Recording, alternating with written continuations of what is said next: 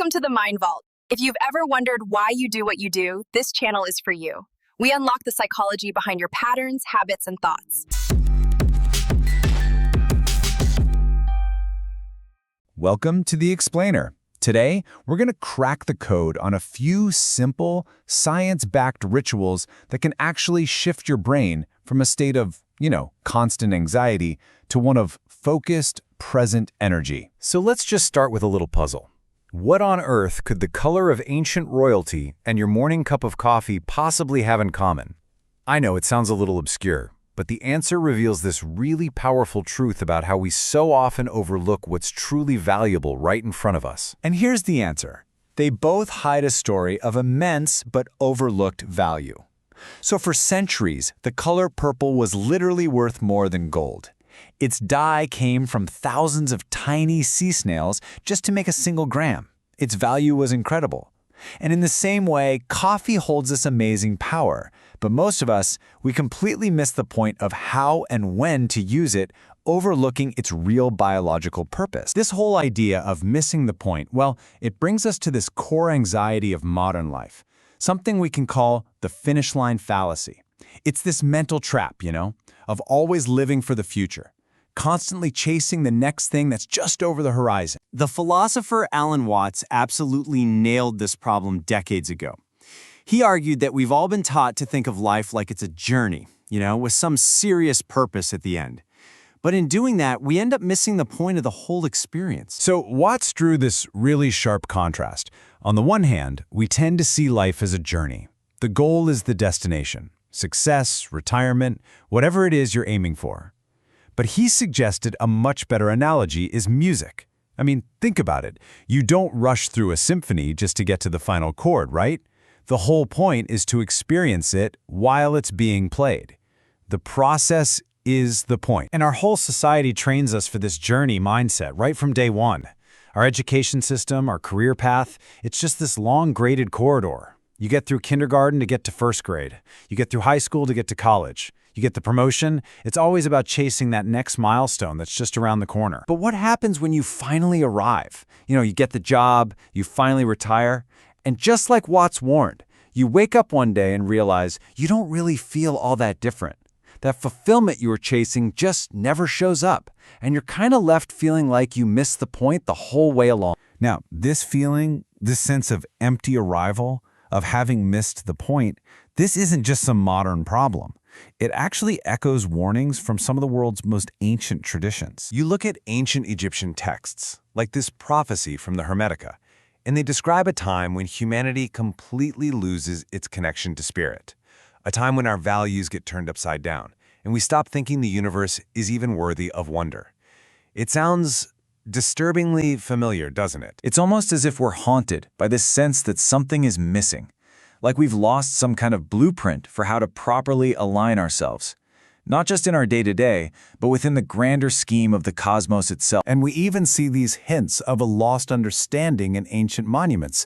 Take the Great Pyramid, for example. It shows this obsession with precision. It's aligned to true north with this eerie accuracy, and it's encoded with mathematics that are related to the Earth's own movements. It's like a message written in stone about alignment on a cosmic scale. But what if the most important code isn't in some ancient stones halfway across the world?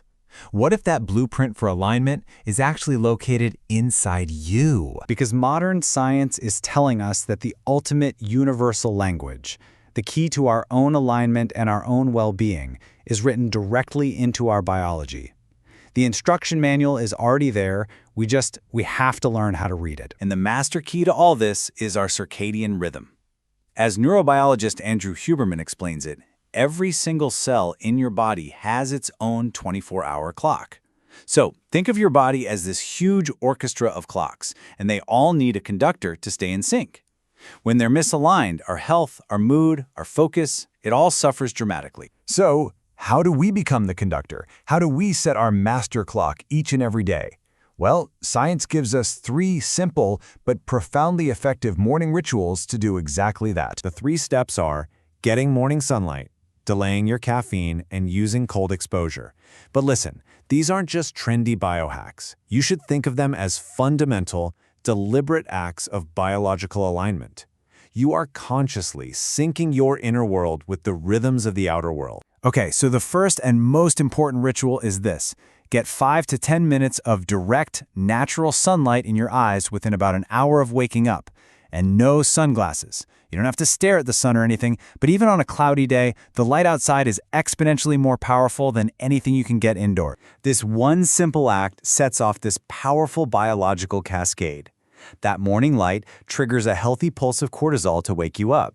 It releases dopamine, which is all about motivation. And critically, it starts a 16-hour countdown for melatonin, the hormone that helps you sleep at night. It is the most powerful signal you can send to anchor your entire system for the day. All right, the second ritual. Now this one might be the most challenging for a lot of us. The science is crystal clear. Wait about 90 to 120 minutes after waking up before you have any caffeine. And here's why. When you wake up, there's a sleepiness chemical called adenosine that's still floating around in your system. If you drink coffee right away, all you're doing is putting a temporary block on those adenosine receptors. Then later, when the caffeine wears off, all that built-up adenosine rushes back with a vengeance, and that is the cause of that awful afternoon crash.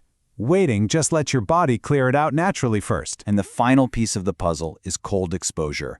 A 1 to 3 minute cold shower or a cold plunge has a truly massive impact. Research shows that deliberate cold exposure can create this huge and importantly sustained release of dopamine, increasing your baseline levels by up to 250% for hours afterwards.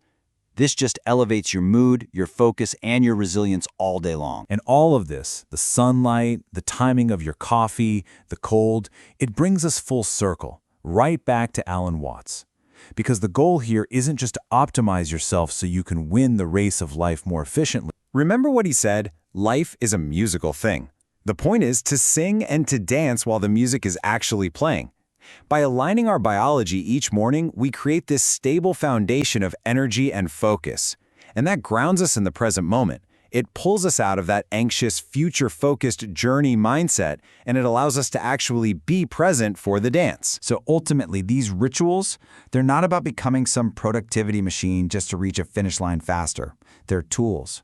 They're tools to create the biological stability you need to stop chasing the future and to start living in the now. They give you the clarity to finally hear the music. So I'll just leave you with this. If your life isn't a race, what music will you play today? If this opened your eyes, imagine what else is hiding in your mind. Don't forget to subscribe for weekly episodes that decode your brain, one pattern at a time. And if something clicked today, share it with someone who needs to hear it. Until next time, stay curious.